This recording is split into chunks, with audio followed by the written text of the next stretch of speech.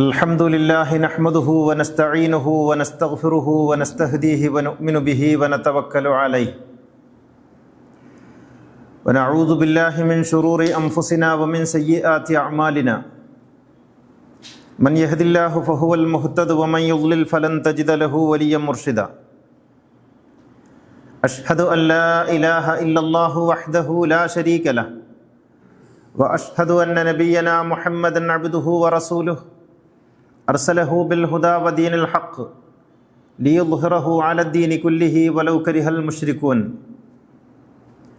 اللهم صل على رسولك سيدنا محمد وعلى آل سيدنا محمد اللهم بارك على سيدنا محمد وعلى آل سيدنا ومولانا وحبيبنا ومنجينا وهادينا ومرشدنا وإمامنا وشفيعنا وقدوتنا وقرة أعيننا محمد كما صليت وباركت على خليلك إبراهيم وآل خليلك إبراهيم إنك حميد مجيد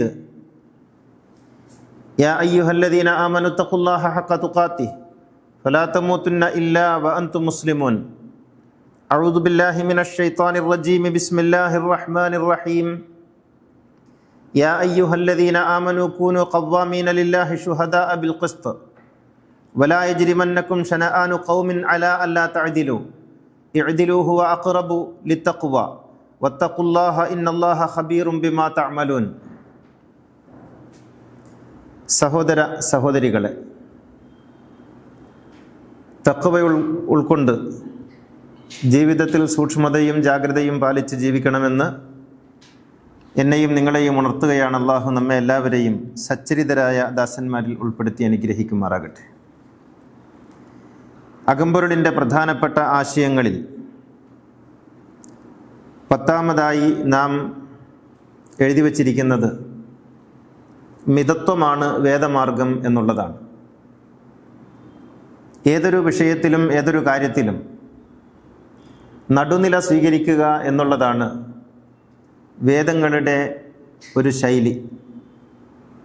തീവ്രതയ്ക്കും ജീർണതയ്ക്കും മധ്യേയാണ് വേദങ്ങൾ എപ്പോഴും സംസാരിക്കാറുള്ളത്. അതിനാൽ മിതത്വം മതങ്ങളുടെയും ദർശനങ്ങളുടെയും ആധ്യാത്മികതയുടെയും വഴിയായിരിക്കണം. മിതത്വം എന്ന് കേൾക്കുമ്പോൾ അത് കേവലമായ സാമ്പത്തിക ഇടപാടുമായി മാത്രം ബന്ധപ്പെട്ട് മനസ്സിലാക്കപ്പെടേണ്ടുന്ന ഒരാശയമല്ല, അത് ഒരു അടിസ്ഥാന ദർശനമാണ്. ഖുർആൻ അടിമുടി അതിൻ്റെ ആദിമധ്യാന്തം നിരന്തരമായി പറഞ്ഞുകൊണ്ടിരിക്കുന്നത് നടുനില സ്വീകരിക്കുക, മധ്യമ നിലപാട് സ്വീകരിക്കുക എന്നുള്ളതാണ്. ഒന്നിലും തീവ്രതയരുത്. അനുഷ്ഠാനങ്ങളിൽ പാടില്ല, കർമ്മശാസ്ത്രത്തിൽ പാടില്ല. ഇങ്ങനെ ഒന്നിലും തീവ്രതയില്ലാത്ത ഒരു സമീപനം സ്വീകരിക്കണം. പൂർവകാല മതസമൂഹങ്ങളെ സംബോധന ചെയ്തുകൊണ്ട് ഖുർആൻ പറയുന്നത് യാ അഹ്ലൽ കിതാബി ലാ തഗ്ലൂ ഫീ ദീനിക്കും. സൂറ നിസായിൽ കാണാം, വേദക്കാരെ നിങ്ങൾ നിങ്ങളുടെ മതത്തിൽ തീവ്രത കാണിക്കരുത്, അതിര് കവിയരുത്. ഏതെങ്കിലും ഒരു മതകാര്യം പറയുമ്പോൾ അത് ഏറ്റവും അങ്ങേയറ്റത്ത് കൊണ്ടുപോയി നിർത്തി സംസാരിക്കുക എന്നുള്ളത് പ്രഭാഷകരുടെ ഒരു ശൈലിയാണ്. പക്ഷെ അത് വേദങ്ങളുടെ ശൈലിയല്ല. അതില്ലെങ്കിൽ പിന്നെ മനുഷ്യനില്ല എന്ന മട്ടിലാണ് പൗരോഹിത്യം പറഞ്ഞുകൊണ്ടിരിക്കുക. എപ്പോഴും മിതമായ സ്വഭാവത്തിൽ മാത്രമേ കാര്യങ്ങളെ എടുക്കാവൂ എന്നർത്ഥം. മറ്റൊരായത്തിൽ ഖുർആൻ പറയുന്നത് ഖുൽ യാ അഹ്ലൽ കിതാബി ലാ തഗ്ലൂ ഫീ ദീനിക്കും ഗൈറൽ ഹഖ് വലാ തത്തബിഉ അഹ്വാഅ ഖൗമിൻ ഖദ് ളല്ലൂ മിൻ ഖബ്ലു വഅളല്ലൂ കസീറ. വേദക്കാരെ, നിങ്ങൾ പൊതുസമൂഹത്തിൻ്റെ ഇച്ഛകൾക്കനുസൃതമായി പോയി മതത്തിൽ തീവ്രത ഉണ്ടാക്കരുത്. പൊതുസമൂഹം അങ്ങനെയാണ്. തീവ്രമായ ഒരു ശൈലി, ഭയപ്പെടുത്തി വികാരം കൊള്ളിച്ച് സംസാരിക്കുമ്പോഴാണ് പൊതുസമൂഹത്തിന് തൃപ്തിയാവുക. ആ ഒരു ശൈലിയിലേക്ക് നിങ്ങൾ പോകരുത്, മതത്തിൽ തീവ്രത കാണിക്കരുത് എന്ന് ഖുർആൻ പറയുന്നു. ഒരിടത്ത് ഖുർആൻ ചോദിക്കുന്നുണ്ട്, മുസ്ലിങ്ങൾ അടക്കമുള്ള എല്ലാ മതസമൂഹങ്ങളോടും ചോദിക്കുന്നുണ്ട്, ഖുൽ അതുഅല്ലിമൂന അല്ലാഹ ബിദീനിക്കും, നിങ്ങൾ ദൈവത്തിനെ മതം പഠിപ്പിക്കുകയാണോ? അള്ളാഹുവിനെ മതം പഠിപ്പിക്കുകയാണോ? തീവ്രത പോരാഞ്ഞിട്ട് ഖുർആനിൽ പറയുന്നതൊന്നും തീവ്രത പോരാ. അതുകൊണ്ട് അതിനെ മറികടക്കാൻ നമുക്ക് തീവ്രത കൂടിയ ഹദീസുകൾ ഉണ്ടാക്കണം, തീവ്രത കൂടിയ കഥകൾ ഉണ്ടാക്കണം. വല്ലാഹു യഅലമു മാ ഫിസ് സമാവാതി വമാ ഫിൽ അർളി വല്ലാഹു ബികുല്ലി ഷൈഇൻ അലീം. സർവജ്ഞനായ അള്ളാഹുവിനെ നിങ്ങൾ അങ്ങോട്ട് മതം പഠിപ്പിക്കാൻ നിൽക്കുകയാണോ? ഇങ്ങനെ ദൈവത്തെ മതം പഠിപ്പിക്കുന്ന പൗരോഹിത്യം, ദൈവത്തെ മതം പഠിപ്പിക്കുന്ന മതാനുയായികൾ, ഈ ഒരു കോൺസെപ്റ്റ് വേണ്ട. മതത്തിൽ അങ്ങനെയുള്ള തീവ്രത ഉണ്ടാകേണ്ടതില്ല. മതം എന്ന് പറയുന്നത് മനുഷ്യൻ നന്നാകാനുള്ള ഒരു ടൂളാണ്. അതിനപ്പുറത്ത് അതിനെ കണ്ടുകൂടാ. മതം സമൂഹത്തിന് നല്ലത് നൽകുമ്പോൾ, സമൂഹത്തിന് എപ്പോഴും ഗുണകരമായ വിഭവങ്ങൾ നൽകുമ്പോൾ മതം നല്ലതാണ്. സമൂഹത്തിൻ്റെ മുന്നോട്ട് പോക്കിന് തടസ്സമാവുകയും സമൂഹത്തെ അപകടത്തിലേക്ക് കൊണ്ടുപോവുകയും ചെയ്യുന്ന മതതീവ്രത തീർച്ചയായും വലിയ അപകടമാണ്. അങ്ങനെയുള്ള ഘട്ടത്തിൽ മതം ചികിത്സിക്കപ്പെടേണ്ട ഒരു രോഗമാണ്. വളരെ കൃത്യമായി ചികിത്സിക്കപ്പെടേണ്ടതുണ്ട്. കാരണം മതമെന്ന് പറയുന്നത് മനുഷ്യ സമൂഹത്തിന് ഗുണകരമായിരിക്കുന്ന കാലത്തോളം മാത്രമേ മനുഷ്യന് ഗുണം ചെയ്യുള്ളൂ. കാരണം സമൂഹമാണ് വലുത്. സമൂഹത്തെ അപകടപ്പെടുത്തുന്ന, പരസ്പരം ശാസ്ത്രവമുണ്ടാക്കുന്ന, ഭിന്നിപ്പും ഭേദങ്ങളും ഉണ്ടാക്കുന്ന ഒരു ചിന്തയായി മതങ്ങൾ മാറുമ്പോൾ അത് ചികിത്സിക്കപ്പെടേണ്ട രോഗമാണ് എന്നർത്ഥം. നോക്കൂ, ഖുർആൻ നിലപാടുകളെ സംബന്ധിച്ച് പറയുന്ന ഒരു വചനം ഇങ്ങനെയാണ്: വകദാലിക ജഅൽനാകും ഉമ്മത്തൻ വസതൻ ലിതകൂനു ശുഹദാഅ അലന്നാസി വയകൂന റസൂലു അലൈക്കും ഷഹീദ. അൽ ബഖറയിൽ പറയുന്നു, 143-ാമത്തെ വചനം. നിങ്ങളൊരു മധ്യമ സമൂഹമാണ്. ഈ 143-ാമത്തെ വചനത്തിനൊരു പ്രത്യേകതയുള്ളത്, അൽ ബഖറയിൽ 286 വചനങ്ങളാണ് ഉള്ളത്. 286 വചനങ്ങളെ നേർപകുതിയാക്കിയാൽ 143 കിട്ടും. ആ 143-ാമത്തെ വചനം മധ്യമ നിലപാടുകളെ സംബന്ധിച്ചുള്ളതാണ്. അത് വളരെ അതിശയകരമായ ഒരു ചർച്ചയാണ്. നിങ്ങളെ നാം ഒരു മധ്യമ സമൂഹമാക്കിയിരിക്കുന്നു, നടുനില ഉൾക്കൊള്ളുന്ന സമൂഹമാക്കിയിരിക്കുന്നു. വള്ളത്തോൾ പറഞ്ഞതുപോലെ, അതിർത്തിക്കപ്പുറം കോപം പുണ്യം കൊണ്ടുവരില്ല, മിതത്വമാണ് മനുഷ്യ ഹൃദയത്തിന്റെ നിത്യശക്തി എന്ന് പറയുന്നുണ്ട് വള്ളത്തോൾ. മിതത്വമാണ് മനുഷ്യ ഹൃദയത്തിന്റെ നിത്യശക്തി. വകദാലിക ജഅൽനാകും ഉമ്മത്തൻ വസതൻ, നിങ്ങളെ നാം മധ്യമ സമൂഹമാക്കിയിരിക്കുന്നു. നടുനില സ്വീകരിക്കണം. ഇങ്ങേയറ്റത്ത് പോയിട്ട് ജീർണിക്കരുത്, അങ്ങേയറ്റത്ത് പോയിട്ട് നിങ്ങൾ തീവ്രത കാണിക്കുകയും അരുത്. ഒരു കവിതയിൽ കണ്ടതുപോലെ, കൈവിടലല്ല കൊണ്ടാടലല്ല, നടുവിൽ നിന്നൊരു ചിരി. കൈവിടലല്ല കൊണ്ടാടലുമല്ല, മറിച്ച് നടുവിൽ നിന്നൊരു ചിരിയാണ് യഥാർത്ഥത്തിൽ മിതത്വം എന്ന് പറയുന്നത്. ആ രീതിയിലാണ് സമൂഹത്തെ നാം കാണേണ്ടത് എന്നർത്ഥം. ഖുർആനിൽ ഒരു സംഭവം, മനുഷ്യ സമൂഹത്തെക്കുറിച്ച് ഇങ്ങനെ പൊതുവായ ചില തത്വങ്ങൾ പറയുന്നതിനിടയ്ക്ക് ഖാല ഔസത്തുഹും അലം അഖുൽ ലക്കും ലൗലാ തുസബ്ബിഹൂൻ, നടുനില സ്വീകരിക്കുന്ന ഒരു മനുഷ്യൻ എന്ന് പറയുന്നുണ്ട്. നടുനില സ്വീകരിക്കുന്നവൻ കാര്യങ്ങളിൽ. ഈ മധ്യമ നിലപാട് നമ്മുടെ എല്ലാറ്റിൻ്റെയും ആശയമായിരിക്കണം. പള്ളിയിൽ പോയില്ലെങ്കിൽ കാഫിർ, പള്ളിയിൽ പോകാനേ പാടില്ല, അവൻ സാമൂഹ്യദ്രോഹി. ഈ നിലപാടുകളുണ്ടല്ലോ, ഇത് രണ്ടിൻ്റെയും ഇടയിലുള്ള ഒരു നിലപാടായിരിക്കണം ഉണ്ടാകേണ്ടത്. മതത്തെക്കുറിച്ച് മിണ്ടരുത്, നീ തീവ്രവാദിയാണ്. മതമില്ലാതെ, അല്ലെങ്കിൽ മതം എന്ന് പറയുന്നത് കൊണ്ടാടാതെ, അതിൻ്റെ അടയാളങ്ങളില്ലാതെ നീ നരകത്തിൽ പോകും. ഈ രണ്ട് നിലപാടുകളുമുണ്ടല്ലോ, ഈ നിലപാടുകൾക്കിടയിലാണ് യഥാർത്ഥത്തിൽ നാം മുന്നോട്ട് പോകേണ്ടത് എന്നർത്ഥം. ചെലവഴിക്കുന്നതിനെ കുറിച്ച്, സമ്പത്തിനെ കുറിച്ച് ഖുർആൻ പറയുന്നത് കാണുക, വല്ലദീന ഇദാ അൻഫഖൂ ലം യുസ്രിഫൂ വലം യഖ്തുറൂ വകാന ബൈന ദാലിക ഖവാമ. സമ്പത്ത് ചെലവഴിച്ചാൽ അവൻ പിശുക്ക് കാണിക്കില്ല, എന്നാലോ ധൂർത്തും കാണിക്കില്ല. അതിന് നടുനിലയിലാണ് ഒരു വിശ്വാസി ഉണ്ടായിരിക്കേണ്ടത്. നടുനിലയാണ് അവിടെ സ്വീകരിക്കേണ്ടത്. വബ്തഗി ഫീമാ ആതാകല്ലാഹു ദാറൽ ആഖിറ വലാ തൻസ നസീബക മിനദ് ദുനിയ. ഭൗതികതയും വേണം, ആത്മീയതയും വേണം, പാരത്രികവും വേണം, ഇഹവും വേണം. രണ്ടിനെയും ഒരുപോലെ കൊണ്ടുപോകുന്ന ഒരു ബാലൻസ്ഡ് ആയിട്ടുള്ള നിലപാടാണ് വിശ്വാസിക്കുണ്ടാകേണ്ടത് എന്ന് ഖുർആൻ പറയുന്നു. മുആദ് ബിൻ ജബലിനെയും അബൂ മൂസ അശ്ശരിയെയും യമനിലേക്ക് അയക്കുന്ന കൂട്ടത്തിൽ പ്രവാചകൻ അവർക്ക് നൽകിയ ചില ഉപദേശങ്ങളിൽ വളരെ പ്രധാനപ്പെട്ടത് ബശ്ശിറ വലാ തുനഫിറ യസ്സിറ വലാ തുഅസ്സിറ. നിങ്ങൾ പോയിട്ട് ജനങ്ങളെ ഭീഷണിപ്പെടുത്തരുത്, ഭയപ്പെടുത്തരുത്. പരലോകം പറഞ്ഞ്, ഖബർ പറഞ്ഞ്, ശിക്ഷ പറഞ്ഞ്, അടിയും വെടിയും പറഞ്ഞ് നിങ്ങൾ ജനങ്ങളെ ഭീഷണിപ്പെടുത്തരുത്. പിന്നെയോ ബശ്ശിറ, അവർക്ക് നല്ല വർത്തമാനങ്ങൾ പറഞ്ഞു കൊടുക്കുക. യസ്സിറ വലാ തുഅസ്സിറ, നിങ്ങൾ അവരെ പ്രയാസപ്പെടുത്തരുത്. നിസ്കാരത്തിന്റെ ഷർത്തും ഫർളും മബ്ആദും ഹൈആത്തും കാൽമുട്ടും നെരിയാണിയും ഒക്കെ പറഞ്ഞ് നിങ്ങൾ അവരെ പ്രയാസപ്പെടുത്തരുത്. പിന്നെയോ യസ്സിറ, അവർക്ക് നിങ്ങൾ പരമാവധി ഇളവുകൾ നൽകുക, അവർക്ക് പരമാവധി നിങ്ങൾ എളുപ്പമാക്കി കൊടുക്കുക. പ്രവാചകൻ അവരോട് ഉപദേശിച്ചതാണ്. നിങ്ങൾ നോക്കൂ, ഈ ഫിഖഹിന്റെ ഒക്കെ കെട്ടുപാടുകൾ പറഞ്ഞിട്ട് മനുഷ്യനെ എമ്മാതിരി വസ്വാസിലേക്കാണ് നമ്മുടെ പൗരോഹിത്യം തള്ളിവിടുന്നത്. അങ്ങനെ കുനിഞ്ഞാൽ, ഇങ്ങനെ നോക്കിയാൽ, അങ്ങനെ അനങ്ങിയാൽ ഒക്കെ ബാത്തിലാണ്. എന്നാൽ നിങ്ങൾ പ്രവാചകനെ കേൾക്കണം. പ്രവാചകന്റെ ഹജ്ജിൽ, ആകെ ഒറ്റ ഹജ്ജല്ലേ ചെയ്തുള്ളൂ, ആ ഹജ്ജിൽ പ്രവാചകൻ ഇങ്ങനെ ഖുത്ബ പറഞ്ഞുകൊണ്ടിരിക്കുകയാണ്. അന്നഹു സല്ലല്ലാഹു അലൈഹി വസല്ലം യഖ്തുബു യൗമൻ നഹ്രി, അന്നത്തെ പെരുന്നാൾ ദിവസം പ്രവാചകൻ ഖുത്ബ പറയുന്നു. ഫഖാമ ഇലൈഹി റജുലുൻ, അപ്പോൾ ഒരാൾ എഴുന്നേറ്റ് വന്നിട്ട് ചോദിച്ചു, ഖുത്ബക്കടയിലാണ് എഴുന്നേറ്റ് എന്ന് ചോദിക്കണത് കേട്ടോ.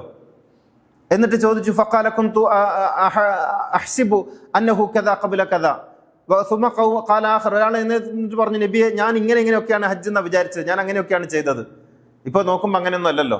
അപ്പൊ വേറൊരാൾ എഴുന്നേറ്റിട്ട് പറഞ്ഞു, പ്രവാചകർ ഞാനും അങ്ങനെയൊക്കെയാണ് വിചാരിച്ചിട്ട് പലതും ചെയ്തു പോയി. ഫഖാല സല്ലല്ലാഹു അലൈഹി വസല്ലം ഇഫ്അൽ വലാ ഹർജ, സാരമില്ല, അങ്ങനെയൊക്കെ ആയിക്കോട്ടെ. എന്നിട്ട് ബുഖാരി ഉദ്ധരിക്കുന്ന ഹദീസാണ്. എന്നിട്ട് പറയുന്നു, ഫമാ സുഇല യൗമ ഇദിൻ അൻ ഷൈഇൻ ഇല്ലാ ഖാല ഇഫ്അൽ വലാ ഹർജ്, അന്ന് ആരൊക്കെ എന്തൊക്കെ ചോദിച്ചിട്ടുണ്ട് എല്ലാവരോടും പറഞ്ഞു സാരില്ല, അങ്ങനെയൊക്കെ മതി. ഇതാണ് റസൂലിന്റെ മതം. എന്തെങ്കിലും ഒന്ന് തെറ്റുമ്പോഴേക്ക് കുട്ടികൾ, ഇപ്പോൾ ഈ അടുത്ത കാലത്ത് ഞാനൊരു വീഡിയോ കണ്ടു, കുട്ടികൾ പള്ളിയിൽ വരാൻ പാടില്ല, ചെറിയ കുട്ടികൾ പള്ളിയിൽ വരാൻ പാടില്ല, കുട്ടികൾ പള്ളിയിൽ വന്നാൽ അവർ പള്ളിയിൽ ഖറാബാക്കും. കുട്ടികളല്ലല്ലോ ഖറാബാക്കുന്നത്, ആരാണെന്ന് എല്ലാവർക്കും അറിയാലോ. കുട്ടികളോട് പഠിച്ചവൻ എന്തോ വെറുപ്പുണ്ടോ? കുട്ടികൾ പള്ളിയിൽ വരാൻ പാടില്ല, അവര് ഇങ്ങനെ പള്ളിയിൽ ഓടിക്കളിക്കും. പള്ളി പിന്നെ എന്തിനുള്ളതാ? പള്ളി കുട്ടികൾക്ക് ഓടിക്കളിക്കാനുള്ളതാണ്, കുട്ടികൾക്ക് ചിരിക്കാനുള്ളതാണ്, മനുഷ്യന്മാർക്ക് കടന്നുറങ്ങാനുള്ളതാണ്, അക്കൂട്ടത്തിൽ നിസ്കരിക്കാനുള്ളതാണ്. ഇതാണ് പള്ളി. മനുഷ്യർക്ക് വിശ്രമിക്കാനുള്ള കേന്ദ്രം. മസാബത്തൽ ലിന്നാസി വ അംനൻ. ഇങ്ങനെ എല്ലാ കാര്യത്തിലും തീവ്രത കൊണ്ടുപോയി വെച്ച് മനുഷ്യന്റെ എല്ലാ രസച്ചരടുകളെയും മുറിച്ചു കളയുന്ന തീവ്രത, മനുഷ്യന്റെ എല്ലാ നന്മകളെയും നശിപ്പിച്ചു കളയുന്ന ജീർണത, ഇതിന് നടുവിലുള്ള ഒരു നിലയാണ് യഥാർത്ഥത്തിൽ ഖുർആനിന്റെ നിലപാട് എന്ന് അറിയണം. യാ അയ്യുഹല്ലദീന ആമനു കൂനു ഖവ്വാമീന ലില്ലാഹി ശുഹദാഅ ബിൽ ഖിസ്ത്, നിങ്ങൾ നീതിക്ക് വേണ്ടി നിലകൊള്ളുക. നീതി എന്ന് പറയുന്നത് എന്താണ്? നീതിക്ക് ഖുർആൻ ഉപയോഗിച്ചത് മീസാൻ എന്നാണ്. മീസാൻ, വസ്സമാഅ റഫഅഹാ വവദഅൽ മീസാൻ അല്ലാ തത്ഗൗ ഫിൽ മീസാൻ വഅഖീമുൽ വസ്ന ബിൽ ഖിസ്തി വലാ തുഖ്സിറുൽ മീസാൻ. മീസാൻ എന്ന് പറയുന്നത് തുലാസാണ്, ത്രാസ്. ത്രാസ് എവിടെ നിൽക്കുമ്പോഴാണ് ശരിയാവുന്നത്? നടുവിൽ നിൽക്കുമ്പോഴാണ്. ഇങ്ങോട്ട് ചാഞ്ഞാൽ തൂക്കമായി, അങ്ങോട്ട് ചാഞ്ഞാൽ മറ്റൊരു തൂക്കമായി, നേരെ നിൽക്കുമ്പോഴാണ്. അതുകൊണ്ടാണ് നീതിയുടെ അടയാളമായിട്ട് ത്രാസ്, നേർക്ക് നേരെ സൂചി അതിൻ്റെ ഏറ്റവും ശരിയായ ദിശയിൽ വരുന്ന വിധത്തിൽ പിടിക്കുന്നത്. അതാണ് നടുനില, അതാണ് ശരിയായ ആദർശം, അതാണ് മിതത്വത്തിന്റെ മാർഗം എന്ന് പറയുന്നത് എല്ലാ കാര്യങ്ങളിലും. പ്രവാചകന്റെ കാലത്ത് ചില ആളുകൾ പറഞ്ഞു, ഞങ്ങൾ ഇനി എപ്പോഴും രാത്രി നിസ്കരിക്കും, ഉറങ്ങൂല. നബി അവരെ വിളിച്ചിട്ട് പറഞ്ഞു, ഇതല്ല മതം, ഉറങ്ങണം, നന്നായിട്ട് ഉറങ്ങണം, എന്നിട്ട് ഉണർന്നാൽ നിസ്കരിക്കണം, അതാണ് മതം. ചിലർ പറഞ്ഞു, ഞങ്ങളിനി പകല് മുഴുവനും എല്ലാ ദിവസവും നോമ്പെടുക്കും, പകല് ഭക്ഷണം കഴിക്കുന്ന പരിപാടിയില്ല. റസൂൽ പറഞ്ഞത് പറ്റൂല, ഭക്ഷണം കഴിക്കാനുള്ളതാണ്, ഇടക്കിടക്ക് നോമ്പ് പിടിക്കാം, ബാക്കിയുള്ള ദിവസങ്ങളിൽ ഭക്ഷണവും കഴിക്കാം. ചില ആൾക്കാർ പറഞ്ഞു, ഞങ്ങൾ കല്യാണം കഴിക്കൂല, ഞങ്ങൾ ബ്രഹ്മചാരികളാണ്. പ്രവാചകൻ പറഞ്ഞു, കുടുംബമായിട്ട് ജീവിക്കും മക്കളെ, നിങ്ങളുടെ വികാരങ്ങളെയും നിങ്ങളുടെ ജൈവികമായ സാധ്യതകളെയും നിങ്ങൾ അടിച്ചമർത്തി വെക്കേണ്ടതില്ല, അത് നിങ്ങളെ മറ്റൊരു വഴിയിലേക്ക് കൊണ്ടുപോകും. അതുകൊണ്ട് നിങ്ങൾ കുടുംബമായി ജീവിക്കുക. ഇതാണ് നടുനില എന്ന് പറയുന്നത്. എല്ലാറ്റിലും അതിൻ്റെ നടുനില സ്വീകരിച്ച് മുന്നോട്ട് പോവുക എന്നുള്ളതാണ് ഖുർആനും മറ്റു വേദങ്ങളും എല്ലാം നിരന്തരമായി പറഞ്ഞുകൊണ്ടിരിക്കുന്നത്.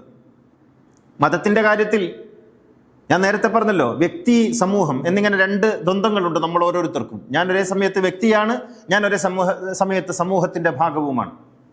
ഇതിൽ ഞാൻ വ്യക്തി എന്നുള്ള നിലയ്ക്ക് എൻ്റെ വ്യക്തിയവകാശങ്ങൾക്ക് വേണ്ടി ഞാൻ നിരന്തരമായി ശബ്ദിക്കുമ്പോൾ സമൂഹത്തിന് സംഭവിക്കുന്ന ആഘാതത്തെക്കുറിച്ച് ഞാൻ മനസ്സിലാക്കുന്നില്ല.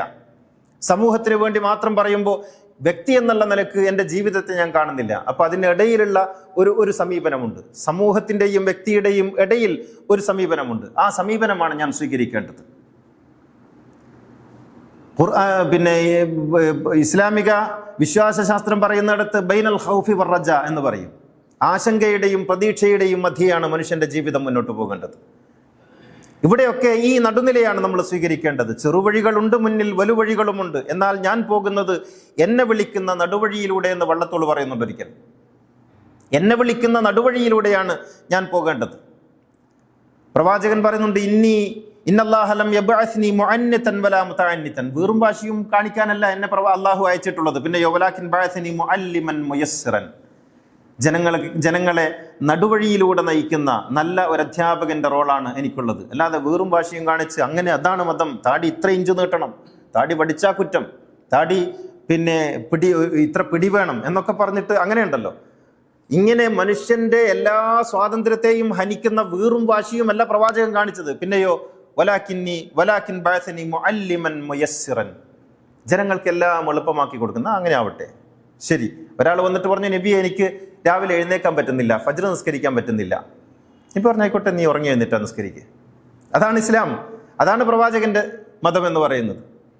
മറ്റൊരാൾ പ്രവാചകനോട് വന്നിട്ട് പറഞ്ഞു, നബിയെ എനിക്ക് നോമ്പെടുക്കുമ്പോൾ പലപ്പോഴും നോമ്പ് ലംഘിക്കേണ്ടതായിട്ട് വരുന്നു, ഞാൻ എന്ത് ചെയ്യണം? പ്രവാചകൻ പറഞ്ഞു, അതിന് പ്രായശ്ചിത്തം ചെയ്യും. അപ്പം അയാൾ പറഞ്ഞു, നബിയെ പ്രായശ്ചിത്തം ചെയ്യാൻ എൻ്റെ കയ്യിലൊന്നുമില്ല. അപ്പം നബി പറഞ്ഞു, ഇതാ ഞാൻ തരാം. അങ്ങനെ കൊണ്ടുകൊടുത്തു. അപ്പം അയാൾ പറഞ്ഞു, നബി എന്നെക്കാളും ദരിദ്രനായിട്ട് ഈ നാട്ടിലാരുമില്ല. ശരി, അത് നീ തന്നെ എടുത്തോ. ഇതാണ് മതം, അത് നീ തന്നെ എടുത്തോ. ഇങ്ങനെ ഓരോ കാര്യങ്ങളിലും പ്രവാചകൻ സ്വീകരിച്ച ഒരു സമീപനമുണ്ട്. ആ സമീപനം, ഒരിക്കൽ നോമ്പെടുത്തിട്ട് പ്രവാചകൻ യാത്ര പോവാണ്. വഴിയിലെത്തിയപ്പോൾ ദാഹിച്ചു. പ്രവാചകൻ ആരോ പാല് കൊണ്ടുകൊടുത്തു. എല്ലാവരുടെയും മുന്നിൽ പ്രവാചകൻ പാല് കുടിച്ചു. ഇത്ര മതി. ഇതാണ് ദീൻ, ഇതാണ് മതം.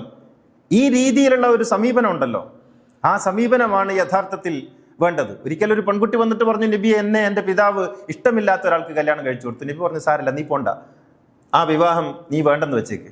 ഇതാണ് പ്രവാചകന്റെ ധർമ്മം എന്ന് പറയുന്നത്. ഈ രീതിയിൽ മതത്തെ കാണാൻ എത്ര എളുപ്പമാണ് പ്രവാചകന്റെ മതം. ഈ മുസ്ലിയാക്കന്മാരും മൗലവിമാരും മുല്ലമാരും പറയുന്നത് പോലെ ഒരു റിജിഡിറ്റിയും ഇല്ല. എല്ലാ കാര്യങ്ങളിലും പ്രവാചകൻ മനുഷ്യന്റെ സ്വാതന്ത്ര്യം, അവന്റെ ഇഷ്ടം, അവന്റെ ജീവിതത്തിന്റെ എളുപ്പം, ഇതാണ് പ്രവാചകൻ എപ്പോഴും പരിഗണിച്ചത്. ആ പരിഗണനയാണ് യഥാർത്ഥത്തിൽ മതം എന്ന് പറയുന്നത്. പിൽക്കാലത്തുണ്ടാക്കിയ ഫിഖും പിൽക്കാലത്തുണ്ടാക്കിയ നിയമവ്യവസ്ഥകളുമെല്ലാം മതത്തെ സങ്കീർണമാക്കി, അതിനെ ഇടുക്കമുള്ളതാക്കി, അതിനെ ഭീകരമാക്കി മാറ്റി. അതുകൊണ്ടാണ് വസ്വാസ് ഉണ്ടാകുന്നത്. നിങ്ങൾ ഇങ്ങനെ നിയ്യത്ത് ചെയ്യണം. അതിൻ്റെ അല്ലാഹു അക്ബറിന്റെ അലിഫും നിയ്യത്തിന്റെ ഒടുവിലത്തെ ആ വാക്കും ഒന്നിച്ച് വരണം. അപ്പോൾ വസ്വാസ് ഉണ്ടാകാൻ തുടങ്ങി. നിങ്ങൾ വുദു ചെയ്യുമ്പോൾ ഇങ്ങനെ ശ്രദ്ധിക്കണം, കുളിക്കുമ്പോൾ അങ്ങനെ ശ്രദ്ധിക്കണം എന്നൊക്കെ പറഞ്ഞ് മനുഷ്യനെ വസ്വാസിന്റെ കൊട്ടയാക്കി മാറ്റി. ഒന്നും സാരില്ല, ഒരു ചെറിയ പാത്രത്തിൽ ഒരുപാട് ആളുകൾ വുദു ചെയ്യുന്ന പ്രവാചകന്റെ വുദുവിന്റെ രീതിയുണ്ട്.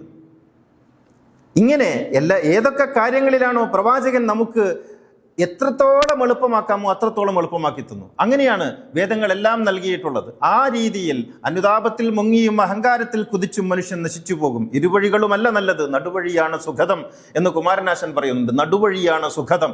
ആ നടുവഴിയിലൂടെ മുന്നോട്ട് പോകുമ്പോൾ നമുക്ക് ജീവിതം നിർമ്മലമായി കാണാം, ജീവിതം സന്തോഷപൂർവ്വമായി ആഘോഷിക്കാം. അല്ലെങ്കിലോ മതത്തിന്റെ ഇടുങ്ങിയ വഴികളിൽ ഞെരുങ്ങി തിങ്ങി നമുക്ക് നമ്മെ തന്നെ സ്വയം നഷ്ടപ്പെടുത്തി ജീവിതം കുളമാക്കി ഒന്നിനും കൊള്ളാതാക്കി കളയാം. നടുവഴി, അതാണ് ഖുർആനിന്റെ മാർഗം, അതാണ് പ്രവാചകന്റെ മാർഗം, അതാണ് വേദങ്ങളുടെ മാർഗം. നടുനില സ്വീകരിക്കുക എല്ലാ കാര്യങ്ങളിലും. അള്ളാഹു അനുഗ്രഹിക്കുമാറാകട്ടെ.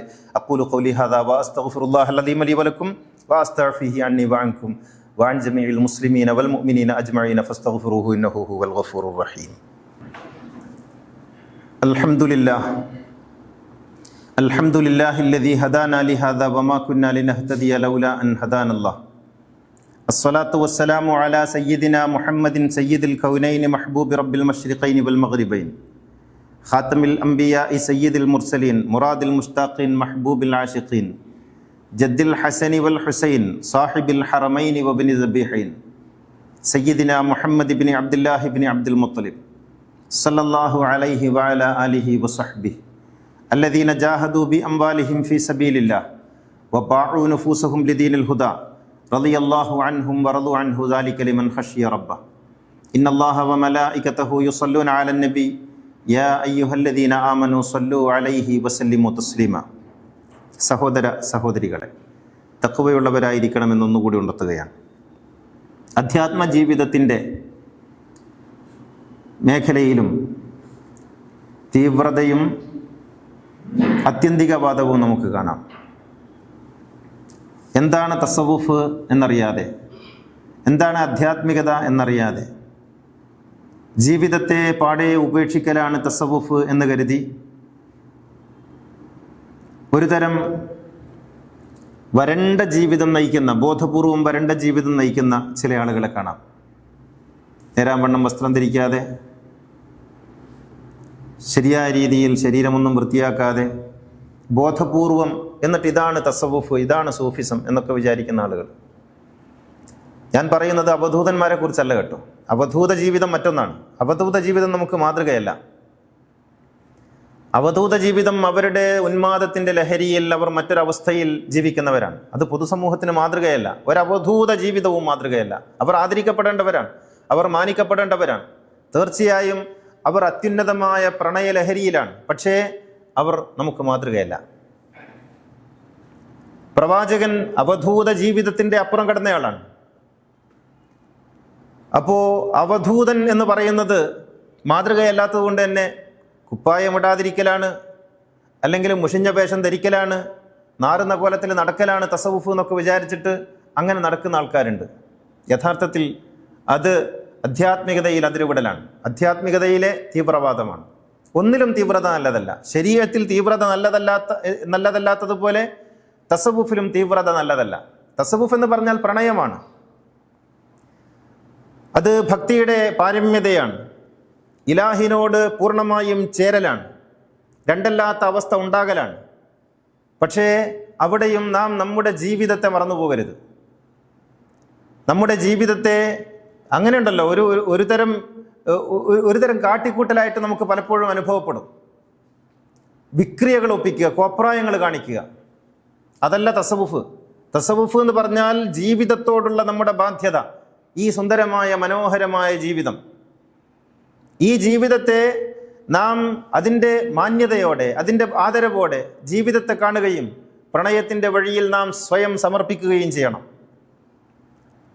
പിന്നെ അബ്ദുൽ ഖാദർ ജീലാനി, ഷെയ്ഖ് അബ്ദുൽ ഖാദർ ജീലാനി പറയുന്നുണ്ട്, നിങ്ങൾ ഭൗതികത ഉപേക്ഷിക്കലല്ല തസവുഫ് എന്ന് പറഞ്ഞാൽ, പിന്നെയോ ഭൗതികതയോടുള്ള നിങ്ങളുടെ മനോഭാവം മാറലാണ്. ഈ ഭൂമിയിൽ ചവിട്ടി നിൽക്കാതെ ഒരു സൂഫിക്കും ജീവിക്കാൻ കഴിയില്ല. ഈ ഭൂമിയിൽ ചവിട്ടി നിൽക്കണം. ഇതൊരു യാഥാർത്ഥ്യമാണ്. ആ റിയാലിറ്റിയെ അംഗീകരിക്കാതെ തസവുഫ് കൊണ്ടുനടക്കാൻ കഴിയില്ല. അപ്പോൾ തസവുഫ് എന്ന് പറയുന്നത് ഈ ഭൗതികതയെയും ആത്മീയതയെയും മേളിപ്പിക്കലാണ്, സമന്വയിപ്പിക്കലാണ്. പ്രവാചകന്മാരെ പോലെ അവരൊരേ സമയത്ത് പ്രണയത്തിൻ്റെ ലഹരിയിലാണ്, അതേ സമയത്ത് ജീവിതത്തിൻ്റെ ആഘോഷത്തിലുമാണ്. ഇത് രണ്ടും കൂടി കൊണ്ടുപോവുക എന്ന ഒരു ധർമ്മമാണ് തസവുഫ് മനസ്സിലാക്കുന്ന ആളുകൾക്കുണ്ടാകേണ്ടത്. അല്ലാതെ സൂഫിസ് എന്ന് പറഞ്ഞാൽ മറ്റേതോ ഒരു ലോകത്ത് ഭ്രാന്തമായ ഒരു തലത്തിൽ ജീവിക്കലാണ് എന്ന് വിചാരിക്കരുത്. ഇത് തെറ്റിദ്ധാരണ കൊണ്ടുണ്ടാകുന്നുണ്ട്. ഈ അവധൂതന്മാരുടെ ജീവിതം കണ്ടിട്ട്, അവധൂതന്മാർ ഇപ്പൊ സി എം വലിയുള്ള എന്ന് പറയുന്ന, മടവൂർ സി എം വലിയുള്ള എന്ന് പറയുന്ന ഒരു മഹാനുഭാവനുണ്ടല്ലോ, അദ്ദേഹം അവധൂതനാണ്. അദ്ദേഹത്തിന്റെ ജീവിതത്തെ നമുക്കാർക്കും മാതൃകയാക്കാൻ കൊള്ളൂല. അവധൂത ജീവിതങ്ങൾ അങ്ങനെയാണ്. അതേ സ്ഥാനത്ത് ഇപ്പുറത്ത് വളരെ വലിയ രീതിയിൽ, വളരെ വലിയ മാതൃകയോടെ ജീവിച്ച വലിയ തസവുഫിന്റെ അഹ്ലുകാരുണ്ട്. ആ തസവുഫിന്റെ അഹ്ലുകാരെ, അവരെയാണ് നമ്മൾ കാണേണ്ടത്. അവർ കുടുംബമായി ജീവിച്ചു, അവർ സമൂഹത്തോട് ചേർന്ന് നിന്നു, അവർ മനുഷ്യന്മാരെ മുഴുവനും കണ്ടു, അവർ സാധാരണ നിലയിൽ സംസാരിച്ചു. അപ്പൊ അവധൂതന്മാരെ മാനിച്ചുകൊണ്ട്, അവരെ ആദരിച്ചുകൊണ്ട് അവരുടെ വഴിക്ക് നാം വിടുക. എന്നിട്ടോ ഇവിടെ പ്രവാചകന്മാരെ പോലെ സമൂഹത്തിന് മാതൃകയായി ജീവിച്ച തസവുഫിന്റെ സൂഫി മശായിഖന്മാർ ധാരാളമുണ്ട്. ചിശ്തിയെ പോലുള്ള, ഹോജയെ പോലുള്ള, നിസാമുദ്ദീൻ ഔലിയയെ പോലുള്ള, മുഹീദ്ദീൻ ഷെയ്ഖിനെ പോലുള്ള ധാരാളം ആളുകൾ, അവരെയാണ് നമ്മൾ മാതൃകയാക്കേണ്ടത്. അപ്പോൾ തസവുഫിലും അതിരുകവിയലും തീവ്രതയും പാടില്ല എന്നർത്ഥം. ഏതൊരു കാര്യത്തിലും മിതത്വമായിരിക്കണം മാർഗം. പ്രിയമുള്ളവരെ, കഴിഞ്ഞ ആഴ്ച ഞാൻ പറഞ്ഞ കാര്യം ഒന്നുകൂടി ആവർത്തിക്കുകയാണ്. അകമ്പൊരുളിൻ്റെ 5-ാം വാള്യത്തിൻ്റെ പ്രകാശനം വർക്കല നാരായണ ഗുരുകുലത്തിൽ 29-ാം തീയതി വൈകുന്നേരം 3 മണിക്ക് നിങ്ങളെല്ലാവരെയും ക്ഷണിക്കുന്നു. അതോടൊപ്പം ഈ ഖുതുബയിൽ ഇവിടെ ഇരിക്കുന്നവരോടും ഇത് കേൾക്കുന്നവരോടും പറയാനുള്ളത് വലിയ സാമ്പത്തിക ബാധ്യതയും ചെലവുള്ള പരിപാടിയാണ്. അതുകൊണ്ട് നിങ്ങളാൽ കഴിയുന്ന സഹായങ്ങളെല്ലാം ഈ വീഡിയോയുടെ താഴെ കാണുന്ന നമ്പറിൽ വിളിച്ച് നിങ്ങൾക്ക് കഴിയുന്ന, ചെറുതോ വലുതോ ആകട്ടെ, സഹായങ്ങൾ ചെയ്യുകയും ഇതിനെ പൂർണ്ണമായും പിന്തുണക്കുകയും വേണം. നമുക്കൊരു സംഘടനാ മിഷനറിയൊന്നും പ്രവർത്തിക്കാനില്ല. മേലെ നിന്ന് ഓർഡർ ഇട്ടാൽ താഴെ നിന്നിങ്ങനെ സംഭാവനകൾ അയച്ചു തരുന്ന സംവിധാനവും നമുക്കില്ല. അതുകൊണ്ട് ഈ ഖുതുബയിലൂടെ നമ്മൾ ഈ പറയുന്നത് മാത്രമാണ് നമുക്ക് നിങ്ങളിലേക്ക് നമ്മുടെ ആവശ്യങ്ങൾ എത്തിക്കാനുള്ള വഴി. അതുകൊണ്ട് പരമാവധി സഹായിക്കുക. അന്നത്തെ പരിപാടിയിൽ എല്ലാവരും വരിക, പുസ്തകം എല്ലാവരും വാങ്ങി വായിക്കുക. അള്ളാഹു അനുഗ്രഹിക്കുമാറാകട്ടെ. അല്ലാഹുമ്മ ഗ്ഫിർ ലിൽ മുഅ്മിനീന വൽ മുഅ്മിനാത്ത് വൽ മുസ്ലിമീന വൽ മുസ്ലിമാത്ത് അൽ അഹ്യാഇ മിൻഹും വൽ അംവാത്ത് ഇന്നക മുജീബുദ് ദഅവാതി വഖാദിൽ ഹാജാത്ത് തയ്യിബ് സറാഹും വജഅലിൽ ജന്നത മഅവാഹും റബ്ബനാ ആതിനാ ഫിദ് ദുനിയാ ഹസന വഫിൽ ആഖിറതി ഹസനതൻ വഖിനാ അദാബന്നാർ റബ്ബനാ ഗ്ഫിർ ലനാ വലി ഇഖ്വാനിന അല്ലദീന സബഖൂനാ ബിൽ ഈമാൻ ولا تجعل في قلوبنا غلا للذين آمنوا ربنا إنك رؤوف رحيم وآخر الدعاء الحمد لله.